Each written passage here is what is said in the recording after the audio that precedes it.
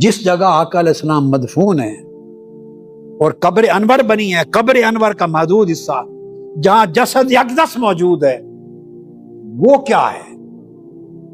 इमाम इब्न अब्दुल बर बयान फरमाते हैं, जिसको इमाम मुजैरमी ने तोहफतुल हबीब फिक़्ह मालिकी की बड़ी अजल किताबों में से है, वो कहते हैं कि मट्टी का वो टुकड़ा अतुरबा अल्लती गम्मत आदा सय्यदना रसूलुल्लाह सल्लल्लाहु अलैहि वसल्लम अफदलु मिन जमीइ मा मर्र हत्ता मिन अल अर्श। ये तो जन्नत का टुकड़ा था, हुजूर इस्लाम के बैत अक़दस हुजरा मुबारक से लेकर मिंबर तक, ये तो जन्नत का टुकड़ा था। रह गया वो टुकड़ा जहां आका अलैहिस्सलाम आराम फरमा रहे हैं, कब्र अनवर का। फरमाते हैं वो उसका मुकाबला जन्नत से नहीं, वो अर्श मुअल्ला से भी बुलंद। यही कौल इमाम ताजुद्दीन सुब्की ने दिया, यही कौल अल्लामा इब्नुल क़य्यिम ने दिया।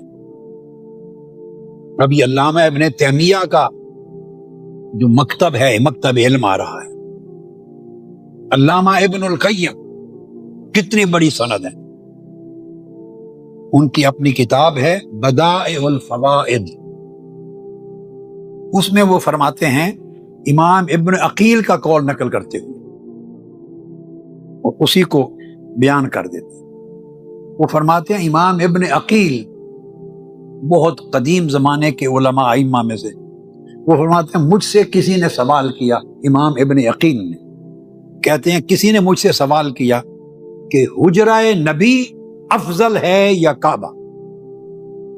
ये मजमून बता रहा हूं कि बहस किस तसलसल में लाए हैं, और अल्लामा इब्नुल क़य्यिम बयान कर रहे हैं।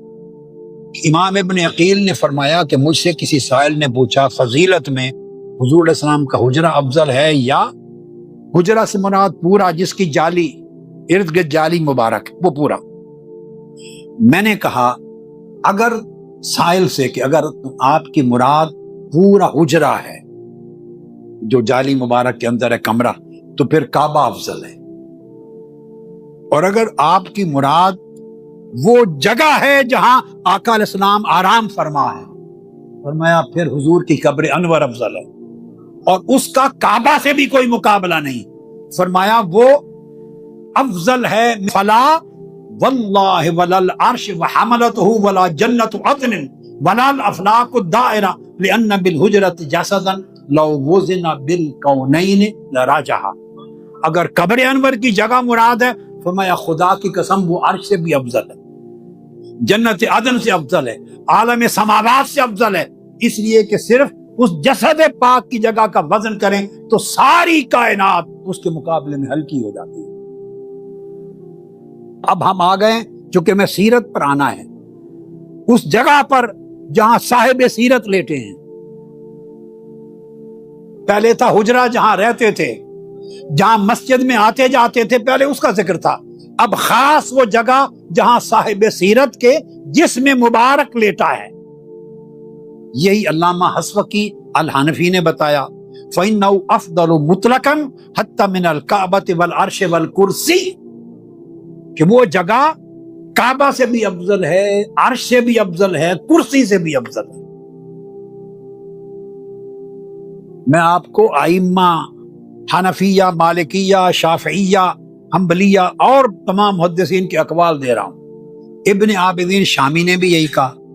मालिकी फिका के अबू अब्दुल्लाह मोहम्मद बिन हम्मद अल मालिकी, उन्होंने भी यही बात लिखी, अल मौदि अल्लज़ी दम्महु सल्लल्लाहु अलैहि वसल्लम फ़इन्नहु अफ़दलु मिनल काबति वस समाए वल अर्श वल कुर्सी वल लौह वल कलम वल बैतुल मामूर। जमीन का वो टुकड़ा जहां आका अलैहिस्सलाम का जिस्म अतहर आराम फरमा रहा, फरमाया वल्लाह खुदा की कसम वो काबा से भी अफजल है, आसमानों से अफजल है, अर्श से अफजल है, कुर्सी से अफजल है, लौह से अफजल है, कलम से अफजल है, बैत मामूर से अफजल। यहां मैं तो आइम्मा के कौल नकल कर रहा हूं, अपना कोई कौल नहीं दे रहा।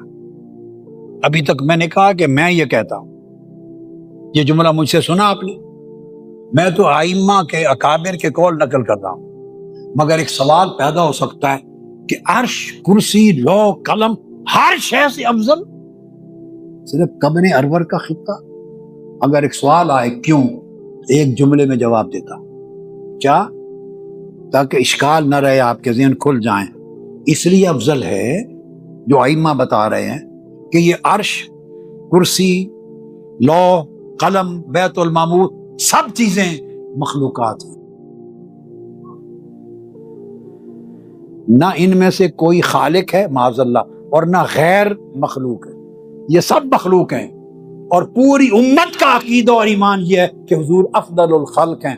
ہر چیز جو اللہ نے پیدا کی ہے سب سے افضل آقا علیہ السلام کی ذات۔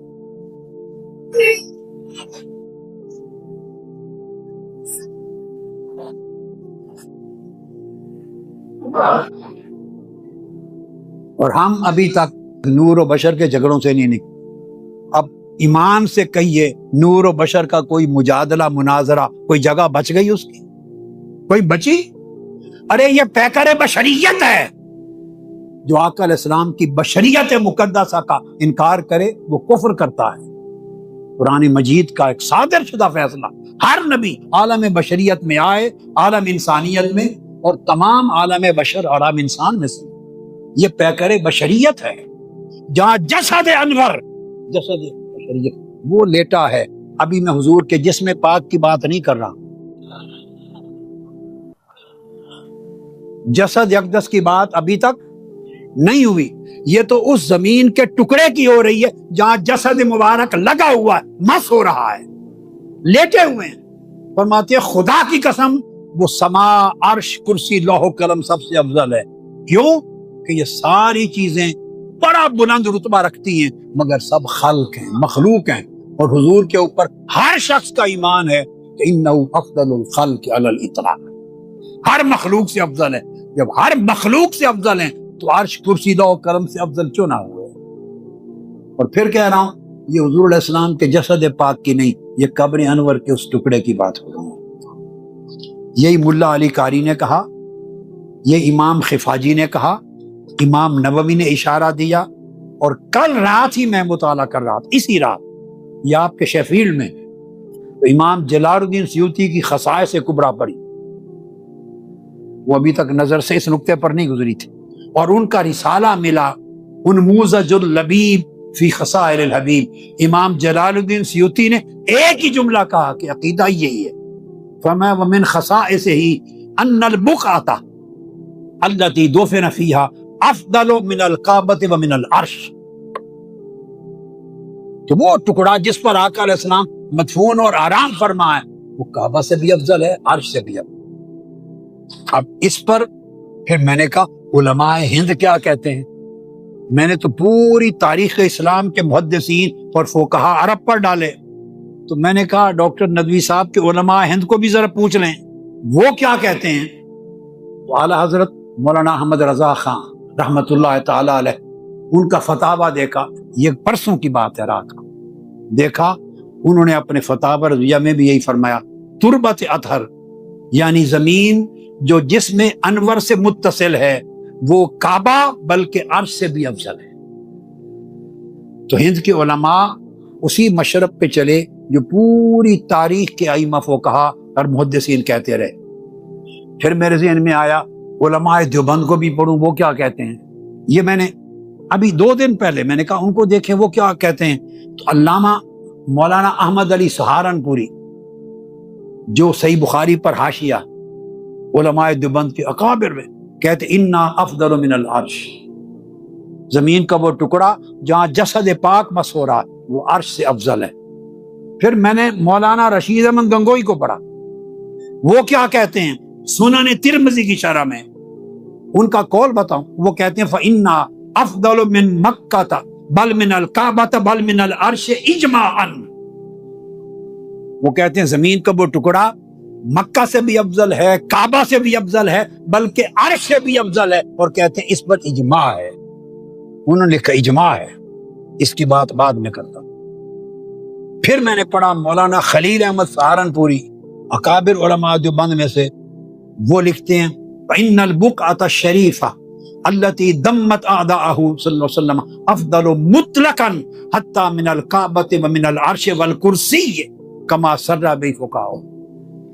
کہ مطلقاً آقا علیہ السلام کا جسم پاک جس ٹکڑے سے مس ہوتا ہے وہ کعبہ سے، عرش سے، حتیٰ کہ کرسی، ہر شے سے افضل ہے۔